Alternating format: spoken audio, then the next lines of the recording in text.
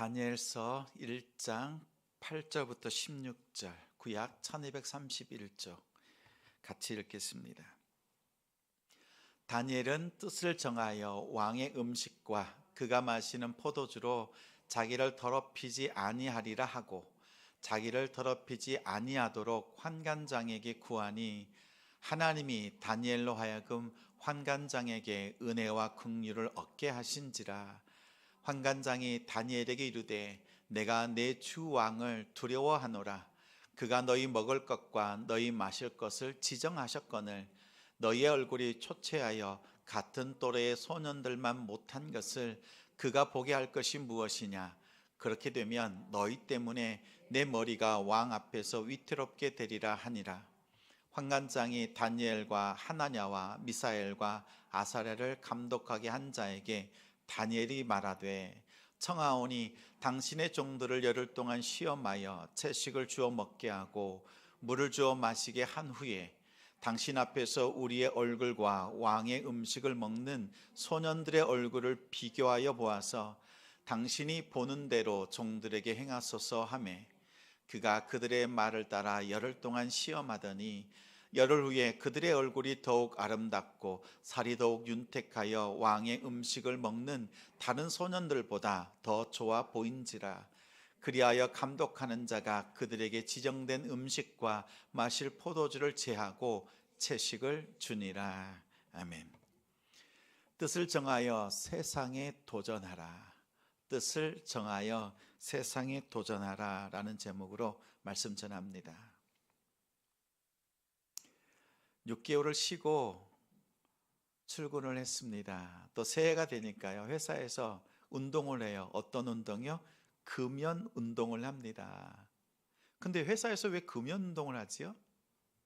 일 열심히 하고 또 일하는데 이렇게 목표, 이런 매출을 이룹시다, 이런 이익을 남깁시다, 이런 목표를 정하는데 연초에 금연 운동을 해요. 왜 하는지 아세요? 사원들의 건강을 생각해서 그럴까요? 자, 담배 한 대를 피우려고 하면 회사 바깥으로 나가야 돼요. 사무실에서 피울 수가 없잖아요. 그럼 바깥으로 가는데 10분, 담배 한 대 피우는데 15분, 20분, 돌아오는데 10분 이러면요 40분, 50분 걸려요. 자, 하루에 담배 2대만 피우면요 8시간 근무 중에서 1시간 반, 2시간을 까먹습니다. 그러니까 회사에서 어떻게 해요?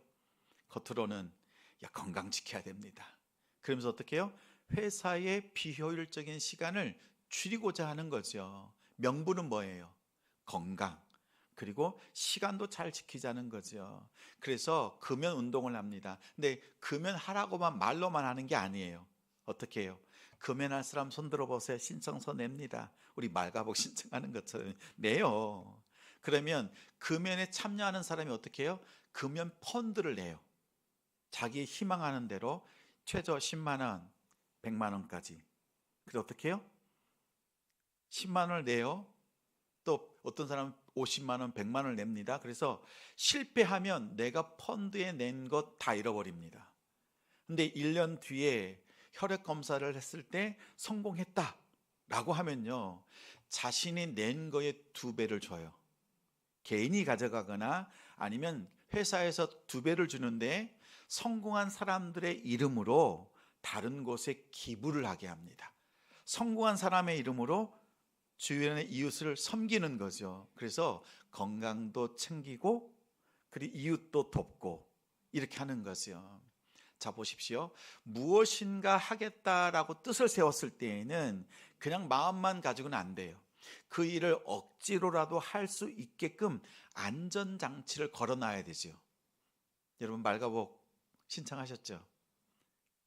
안 읽으면 손해보게끔 여러분 안전장치를 만들어 놓으셔야 돼요. 우리도 해볼까요?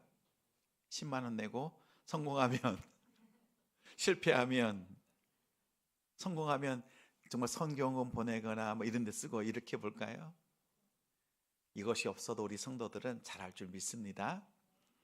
자, 뭔가 결정하고 뭔가 하고 싶어 해요. 그러면 이 일을 할 수밖에 없는 상황으로 조건을 걸어두는 것이 정말 유익합니다. 그런 면에서 저는 참 좋은 아내를 두었어요. 조금 얘기를 드려보면 이래요. 아들이 자격증 시험을 본다고 책 사기에 돈을 달라고 합니다. 한 10만 원 정도 이렇게 책을 사야 됐던 것으로 기억이 돼요. 그러면 어때요? 아들이 공부한다고 하니까, 자격 시험 본다고 하니까 어떻게 하면 좋아요? 아이고, 다른 것도 아니잖아요. 그냥 바로 돈을 줘서 공부할 수 있도록 하면 좋잖아요. 그런데 그렇게 안 해요. 이렇게 말하더라고요. 자, 10만 원이 들어. 그러면 네 돈으로 그 책을 사라. 그리고 공부해서 합격하면 그때 엄마가 돈 줄게. 아마 합격 못하면 없는 거예요. 장치를 거는 거죠. 공부를 열심히 하게끔 하고 그 공부의 그 결과를 성공할 수 있도록, 그 미션을 달성할 수 있도록 조건을 걸어두는 거죠. 아내는 책값을 주지 않았습니다. 실패했어요. 자, 그 다음 생각해 보세요.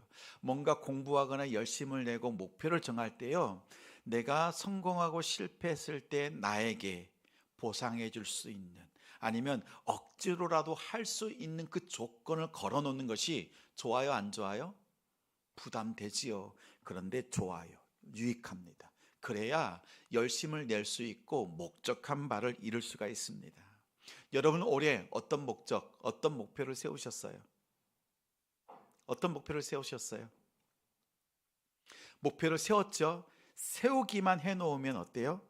이거 안 해요. 시간만 조금 지나면 안 합니다. 근데 이것을 할 수밖에 없는 조건으로 여러분 만들어 놓으세요. 내가 하나님께 기도하겠다. 만약 내가 기도하지 않았을 때 나에게 스스로 그 족쇄를 채워 넣는 거예요. 기도할 수밖에 없도록. 예배나 여러 가지 모습에서 여러분이 그렇게 한다면 우리가 목표를 세웠던 것을 분명 전과 다르게 해낼 수가 있습니다. 목표만 정하고 도전하지 않는 사람들이 많아요. 도전하지 않으면 안 되는 그 방법들을 찾아보시면 좋겠습니다. 오늘 말씀의 제목이지요. 뜻을 정하여 세상에 도전하라 라는 거예요. 뜻을 정했다면 세상을 향해서 도전하는 거예요. 이 도전은요, 자칫 목숨을 잃을 수도 있는 도전이었습니다. 생명 걸고 그 장치를 만드는 거예요. 믿음의 도전을 하는 거예요. 우리 함께 저를 따라서 우리 제목 함께 따라서 하겠습니다. 뜻을 정하여 세상에 도전하라. 뜻을 정하여 세상에 도전하라. 오늘 8절 말씀이지요. 같이 읽겠습니다. 다니엘은 뜻을 정하여 왕의 음식과 그가 마시는 포도주로 자기를 더럽히지 아니하리라 하고 자기를 더럽히지 아니하도록 환관장에게 구하니. 다니엘은 엘리트 중에서 엘리트였습니다. 왕족이었어요. 그런데 그런 그가 예루살렘에 살다가 포로로 끌려갑니다. 바벨론으로 끌려왔습니다. 근데 느부갓네살 왕이 포용 정책을 펼쳐요. 많은 나라들을 점령하고 그 나라에 있는 똑똑한 사람들을 뽑아서 바벨론의 그 관리자들로 세웁니다. 이것에 다니엘이 뽑히게 됩니다. 3년 동안 가르치는 거예요. 바벨론의 예법, 문화, 정치, 언어 이런 것들을 3년 동안 가르쳐요. 근데 다니엘이 이런 상황 속에서 뜻을 세웁니다. 뜻. 어떤 뜻이었어요? 오늘 8절 말씀에 보니까 왕이 주는 음식과 왕이 주는 포도주를 나는 먹지 않겠다. 그리고 가까이에 있는 친구들과 함께 결단하지요. 세상이 주는 그 포도주 먹지 않겠다는 거예요. 근데 여기서 보시면 다니엘이 정한 뜻은 무엇인가요? 다니엘이 뭔가 이루고자 하는 개인적인 뜻이 아니에요. 뜻이 두 가지가 있지요. 느부갓네살 왕의 뜻이 있습니다. 그렇지요? 또 하나님의 뜻이 있어요. 다니엘은 이런 거죠. 느부갓네살 왕이 비록 자신들을 뽑아서 포용 정책을 통해서 자기들을 관리로 쓰고자 이렇게 훈련하지만 왕의 뜻에 나의 뜻을 맞추지는 않겠다. 하나님께서 나를 이 바벨론으로 보내셔서 포로가 되게 하셨는데 이곳에 보내신 하나님의 뜻에 내 뜻을 맞추겠다라는 겁니다. 우리는 보통 뜻을 세우면 어떻게 해요? 하나님, 내 뜻에 하나님께서 맞춰주세요 라고 하지 않아요? 나의 기도 제목 정해놓고 하나님 이루어주세요 라고 하는 것이 우리의 목표, 우리의 기도일 때가 허다합니다. 이 방향을 바꿔야 돼요.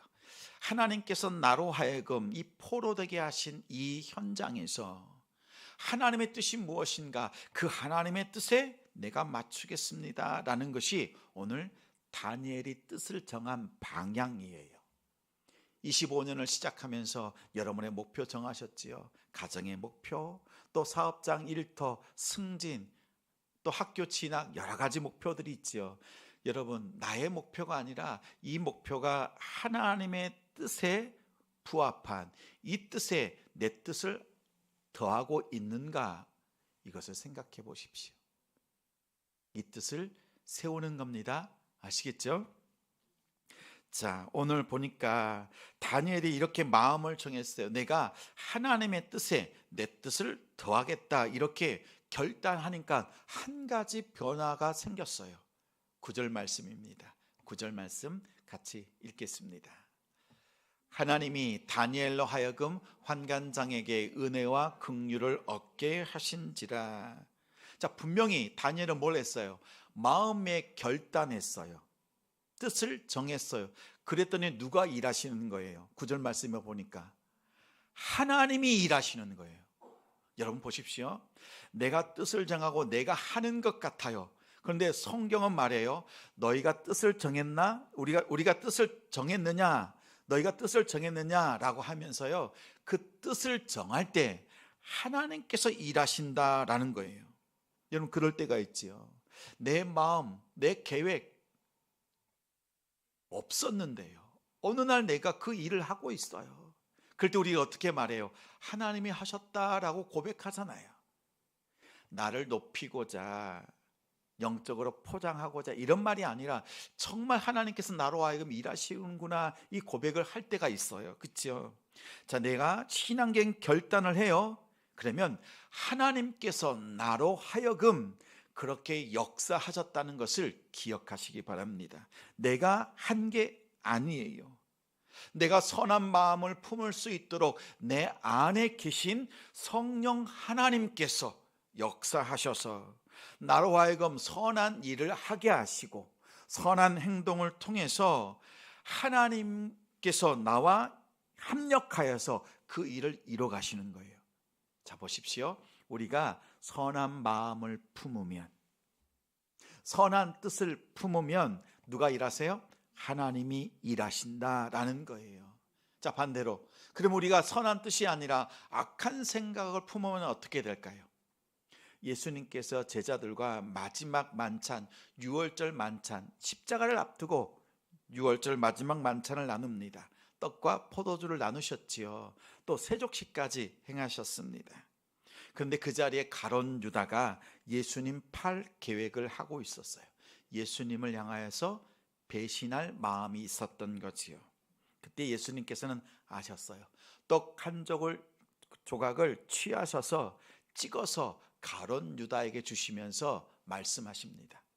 요한복음 13장 27절 말씀입니다. 같이 읽겠습니다. 조각을 받은 후 곧 사탄이 그 속에 들어간지라. 이에 예수께서 유다에게 이르시되 내가 하는 일을 속히 하라 하시니. 자, 보세요. 우리가 선한 일을 품으면 하나님께서 일하세요. 근데 우리가 악한 생각을 품으면, 가룟 유다가 악한 생각을 품자 그 마음속에 누가 들어갔어요? 사탄이 들어갔다. 두 가지 중에 하나예요. 우리가 선한 일을 품으면 하나님이 일하시거나, 우리가 악한 생각, 악한 마음을 품으면 사탄이 그 틈으로 들어와서 우리를 넘어뜨립니다. 우리가 어떤 생각을 품어야 되겠어요? 어떤 목표를 삼아야 되겠습니까? 여러분의 목표가 어디에 있는지 한번 살펴보세요. 예수님께서요, 제자들을 세상에 보내십니다. 보내시면서 걱정스럽게 이런 말씀을 하세요. 마태복음 10장 16절에요. 내가 너희를 보내는데 내 양을 이리떼들에게 보낸 것과 같다라고 하세요. 이게 무슨 말씀이에요? 지금 양들이 이리 굴 속으로 들어가는 거예요. 다 잡혀 먹을 수밖에 없는 아주 열악한 상황, 험악한 상황 속에 자신의 제자들을 보낸다는 거죠. 그만큼 어려운 상황이라는 거잖아요. 그러면서 예수님께서 덧붙이는 말씀이 있어요.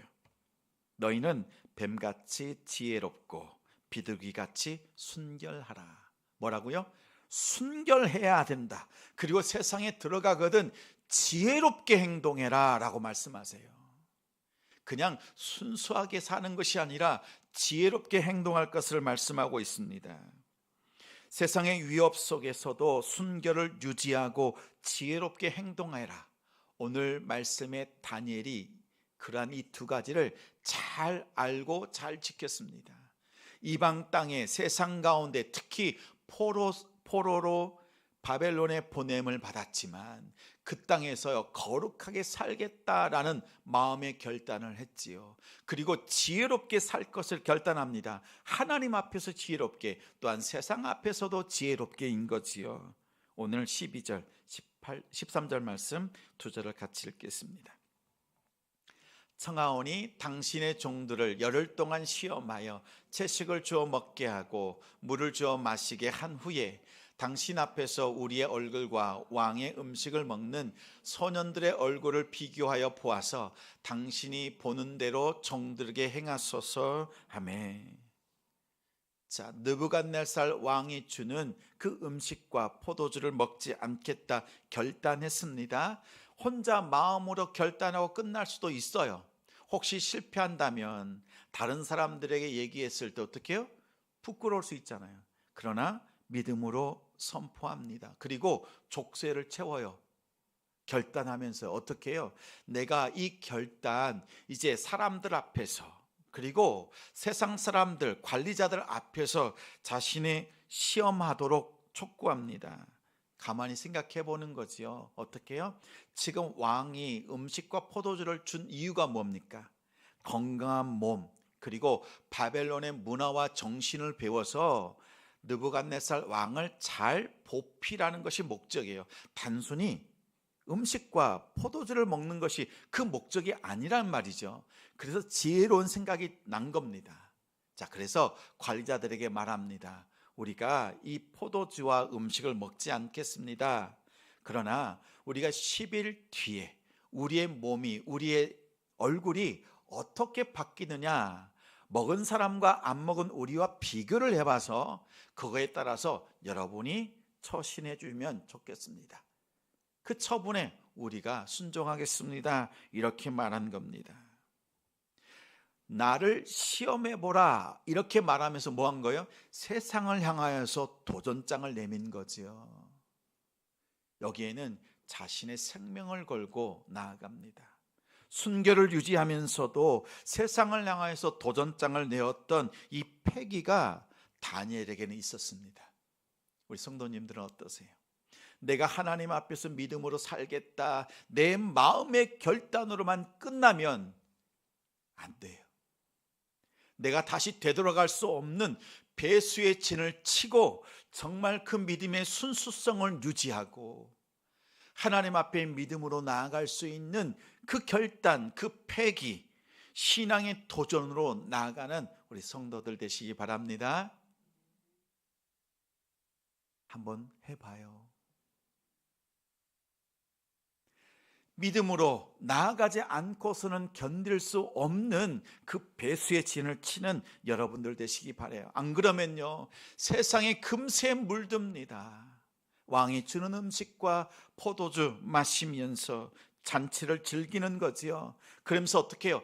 빠르게 동화되는 거예요. 그래서 세상에서 관리가 되고 높아지고 그 자리 차지할 만 하겠지요. 그런데 뭘 잃어버려요? 하나님의 백성이라고 하는 정체성, 하나님의 자녀다라고 하는 것을 잃어버릴 수밖에 없습니다. 금세 상실할 겁니다. 그래서 예수님께서 당부하신 겁니다. 순결하고 지혜롭게 행동하라는 거예요.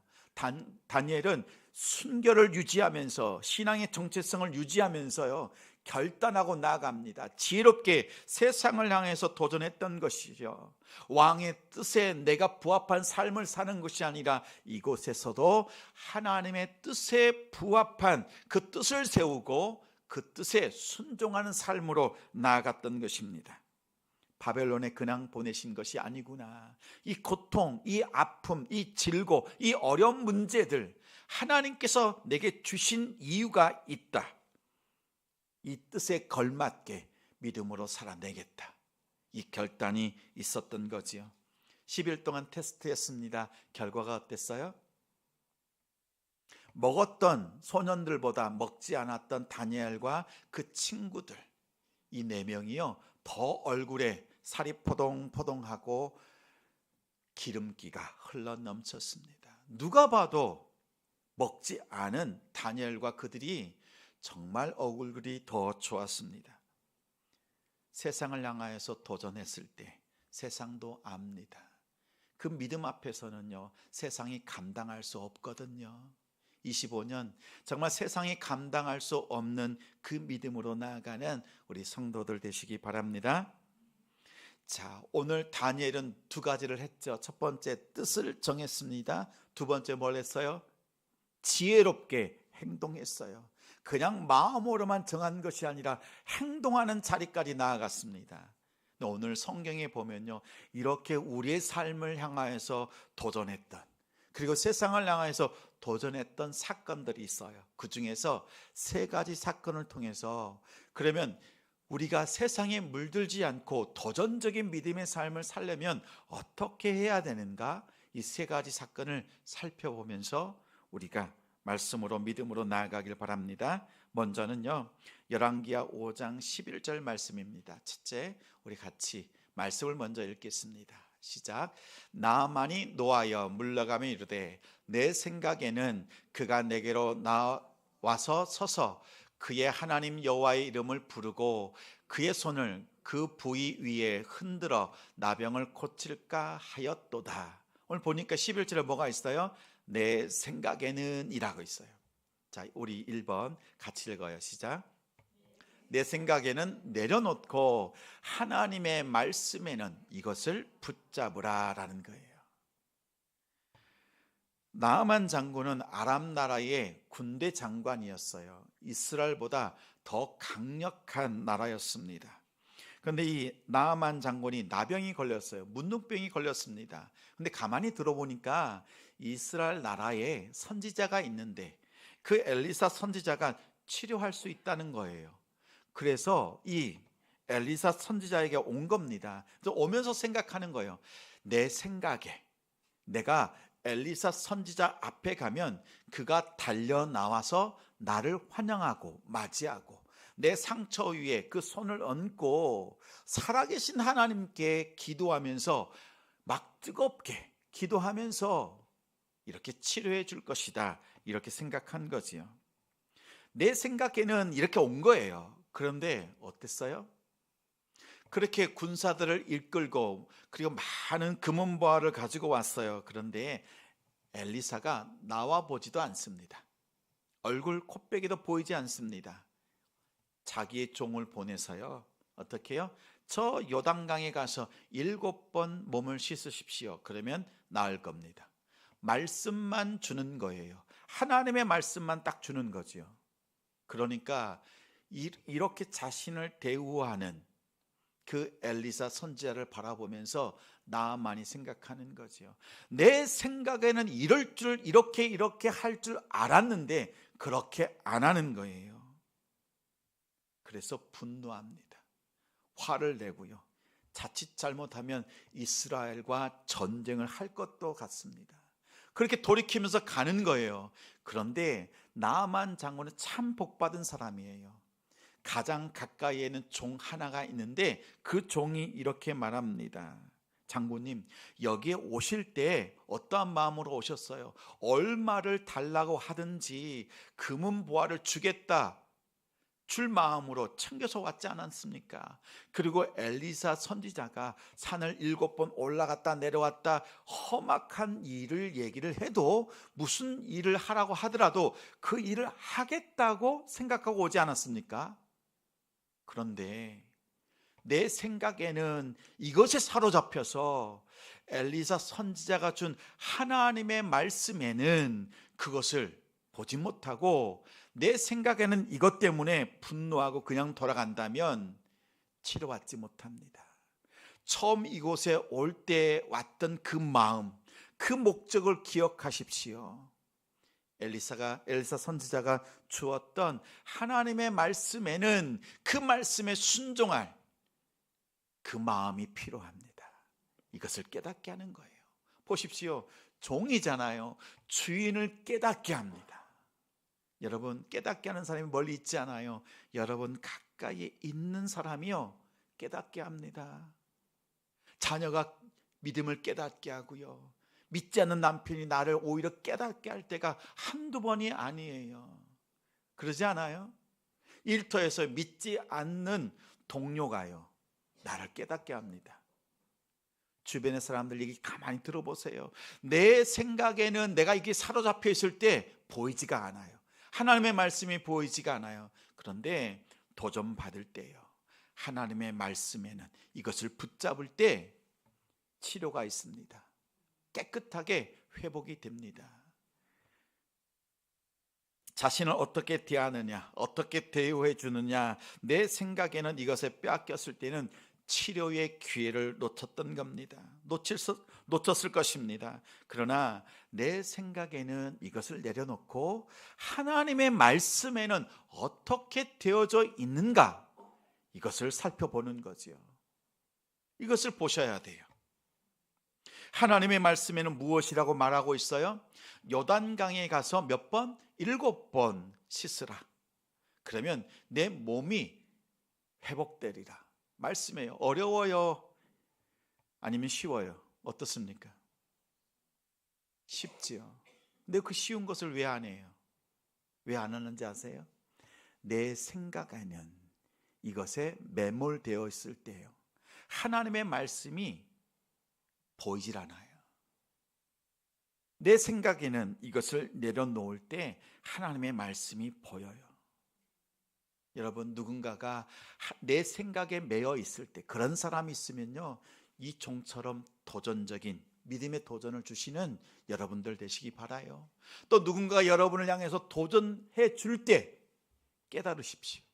들으십시오. 가장 가까이 있는 사람이 여러분을 돕는 자예요. 들으셔야 돼요. 그리고 하나님의 말씀에 있는 무엇을 말하고 있는지 이건 보시기 바랍니다. 가만히 보면요, 내가 그 말씀이 어려운 게 아니라 내가 그 말씀대로 하고자 하는 것이 싫은 거예요. 왜요? 내가 계획한 대로, 내가 기도한 대로 하나님께서 응답을 착착착 해주셔야지. 하나님의 계획, 내 계획대로 안 되니까요, 하나님의 계획조차 없는 것으로 안 거예요. 하나님의 계획은 빈틈없습니다. 내 생각 내려놓고 하나님의 말씀에 어떻게 되어져 있는가, 이것을 살피시는 우리 성도들 되시기 바랍니다. 그렇다면 25년에 여러분 세우신 그 목표들 다시 한번 점검해 보십시오. 내 생각으로 세운 것인가, 하나님의 뜻, 하나님의 계획, 하나님의 말씀에 더해진 목표인가, 계획인가 살펴보시는 우리 성도들 되시기 바랍니다. 두 번째가 있습니다. 사무엘상 25장 28절 말씀 같이 읽겠습니다. 말씀 먼저 읽어요. 주의 여종의 허물을 용서하여 주옵소서. 여호와께서 반드시 내 주를 위하여 든든한 집을 세우시리니 이는 내 주께서 여호와의 싸움을 싸우심이요 내 주의 일생에 내 주에게서 악한 일을 찾을 수 없음이니이다. 우리 두 번째 주제 읽습니다. 자신과의 싸움을 내려놓고 하나님의 싸움을 싸우라. 나발이라고 하는 부자가 있었습니다. 넓은 땅에 큰 포도밭을 가지고 있습니다. 많은 양들을 가지고 있어요. 다윗이요, 도망 다닐 때, 사울을 피해서 다닐 때 600명 정도의 사람들과 함께 있어요. 600명이 어마어마하지요. 오늘로 하면 뭐 한 중기업 정도 되겠지요. 아주 큰 기업과도 같습니다. 그런데 이 다윗이 이 나발이 살고 있는 그곳을 지켜주었어요. 어느 날 하루는 나발이 잔치를 베풀었습니다. 그러자 사람들을 보내서 이 다윗과 함께 있는 사람들을 좀 먹을 것을 좀 달라고 요청을 했어요. 근데 나발이요, 매몰차게 거절했습니다. 그냥 거절한 게 아니에요. 다윗이 누구지? 이새의 아들이 누구냐? 그리고 요즘 자기 주인을 무는 개가 있다고 하던데 그 근본도 없는 놈을 내가 뭐 하려고 도와줘? 도와줬다가는 내가 큰일 당할 수도 있는데. 뭐예요? 당시에 다윗이 사울 왕과 적대적이었잖아요. 피신하고 있었잖아요. 그렇죠? 그래서 다윗을 험담합니다. 가문을 비하하고 또 배신자라고, 주인을 무는 개라고 했습니다. 불량 폭력배 정도로 치부했던 거지요. 이러한 나발의 말에 다윗은 분노합니다. 분노했죠. 여러분, 이러한 얘기 들으면 어떨 것 같으세요? 어떨 것 같으세요? 400명을 이끌고 옵니다. 나발을 죽이겠다. 그 집을, 그 가문을 멸망시키겠다. 근데 이 말을 들었던 나발의 아내 아비가일이 다윗을 먼저 찾아옵니다. 음식을 가지고 와서 다윗을 먼저 만납니다. 그리고 이렇게 지혜롭게 말합니다. 다윗이요, 당신은 하나님께서 기름을 부으신 자입니다. 하나님께서 당신을 통해서 하나님의 나라 이스라엘을 새롭게 만들어 가십니다. 당신의 삶은 당신 것이 아니라 하나님의 것입니다. 당신은 하나님의 일을 하셔야 되는 분입니다. 그런데 이 나발, 정말 어리석은 이 나발 하나 때문에 하나님께서 당신을 왕으로 만드셨을 때 당신의 삶의 오점으로 남겨야 되겠습니까? 그러지 않길 바랍니다. 지금 당신이 감정에 휩싸여서 그 분노 때문에 하나님께서 당신을 크게 사용하실 건데 오점이 남아서야 되겠습니까? 라는 말로 도전한 거예요. 아비가일이요, 지혜로운 말로 다윗을 깨닫게 했습니다. 보십시오. 여러분, 이런 말을 들으면 어떨 것 같아요? 그래도 씩씩거리면서 가시겠어요? 왜 화내는지 아세요? 왜 우리가 안에 분노가 막 끓어오르는지 아세요? 내가 옳고 상대가 틀렸다라고 판단할 때 내가 옳으니까요, 분노하는 거예요. 만약 상대가 옳고 내가 틀렸다라고 할 때 어떻게 분노해요? 수치스럽고 피할 수밖에 없지요.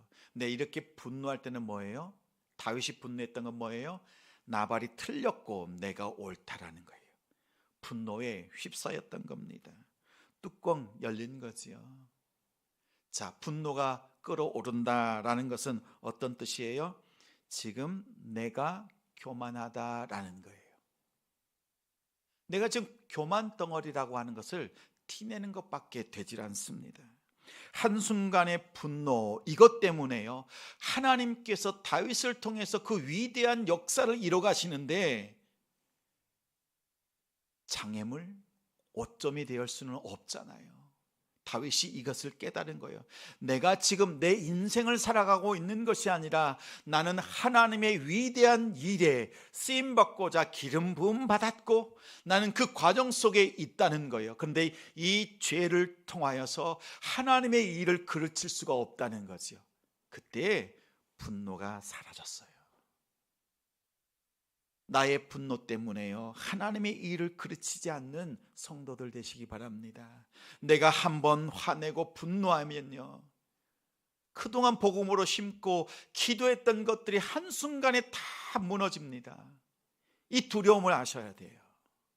죄가 내 안에 들어오고 그 죄 때문에 모든 것을 잃어버릴 수밖에 없어요. 분노할 때, 내 안에 화가 침으로 오를 때요, 얻을 것이 없다는 것 기억하시기 바랍니다. 그렇다면 어떻게 해야 돼요? 싸울 것이 아니라 어떻게 해야 돼요? 멈춰야 돼요. 그리고 내가 무엇을 위해서 싸워야 되는지 오늘 아비갈이 말하잖아요. 감정, 이 분노와 싸울 것이 아니라 하나님의 싸움을 하라는 거예요. 하나님 편에서 하나님의 일을 이뤄갈 수 있는 그런 다윗이 되기를 간절히 원했습니다. 여러분, 성도 여러분, 언제까지 여러분 감정과 싸우시겠습니까? 지난해처럼 감정 싸움에 매몰되어서는 안 됩니다. 우리의 싸움은 감정, 분노와 싸우는 것이 아니라 하나님의 싸움에 참여하여서 하나님의 뜻을 이뤄가는 우리 성도들 되시기 바랍니다. 뚜껑 열릴 때 생각하십시오. 나에게 남는 것 없다. 하나님께 드릴 영광 없다.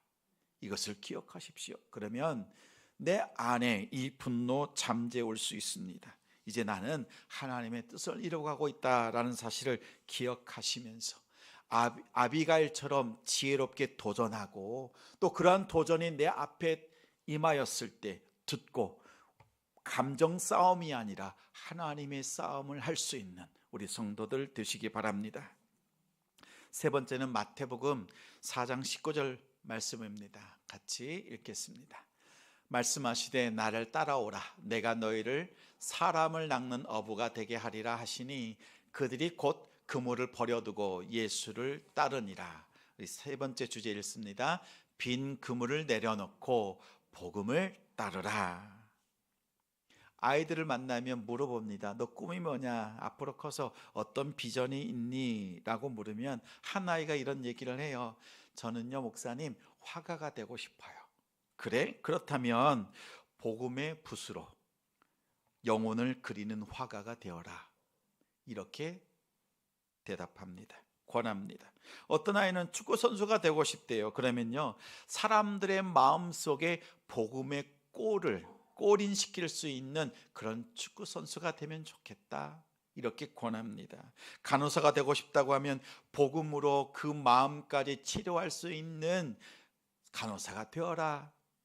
약사가 되고 싶다고 합니다. 그러면 복음의 약, 구약과 신약, 하나님의 말씀으로 그 영혼, 그 심령까지 치료할 수 있는, 처방할 수 있는 약사가 되라 라고 합니다.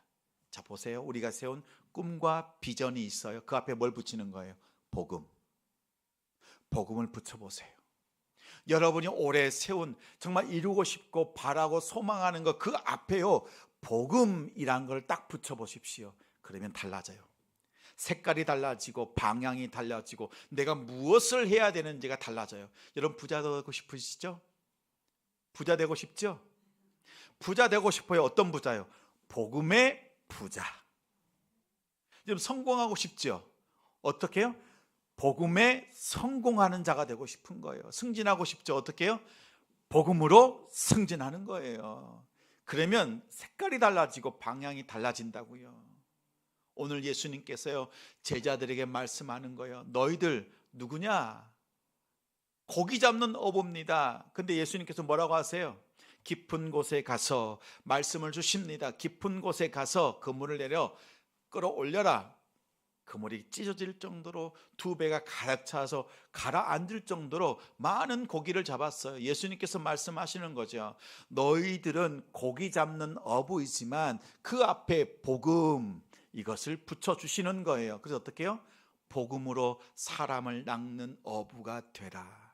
다시 말하면 고기 잡는 어부들을요 사람을 낚는 예수님의 제자로 부르시는 거예요. 예수님이 그들에게 도전하셨습니다. 하나님께서 시간마다 예배 때마다 여러분이 기도할 때마다 여러분의 마음판에 도전해 주실 거예요. 나의 제자들 예수의 제자로 살아가지 않겠니?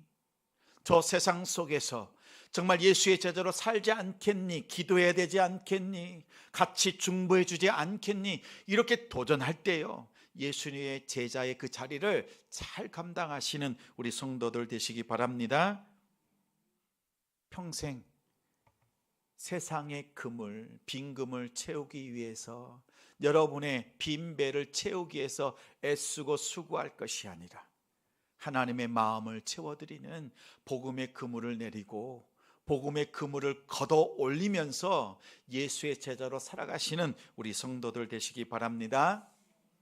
다니엘은 두 가지를 했습니다. 첫 번째, 마음을 정했어요. 순결하게 살겠다, 저 세상 속에서. 근데 어떻게 살아요? 그냥 혼자 몰래 말하지 않고 사는 것이 아니라 드러냅니다. 적극적으로 자신의 정체성을 드러내요. 어떻게 해요? 지혜롭게 사는 거예요. 비교해 보십시오. 담대하게 복음의 그 기치를 들고 살았던 겁니다. 이렇게 도전 줄 수 있는 우리 성도들 되시기 바랍니다. 그러려면 어떻게 해요? 내 생각 내려놔야 돼요. 내 생각이 있으면 하나님의 말씀에는 이것이 보이지가 않아요. 내 생각에는 이것에 물들면 안 돼요. 내려놓으십시오. 두 번째는요, 자신과의 싸움, 감정 싸움에 빠져들면 안 됩니다. 이것에 사로잡히면 안 돼요. 그러면 하나님과 함께 동행하며 믿음의 싸움을 하는 그 싸움을 몰라요. 참전할 수가 없어요. 감정, 여러분을 엄습해 올 때, 분노가 여러분을 찾아올 때요, 내가 지금 어디에 있는가, 어떤 싸움을 하고 있는가 살펴보십시오. 그리고 아비가일처럼 지혜롭게 권면하고 그 권면 속에서 마음을 돌이키고 믿음의 삶으로 하나님의 싸움으로 나아가는 우리가 되길 바랍니다. 빈 그물, 빈 배 채우려고 애쓰지 마십시오. 주님은 우리를 부르십니다. 어떻게 부르셨어요?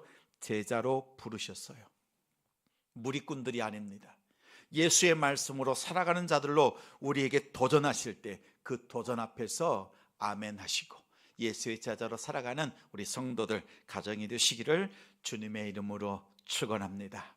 축원합니다.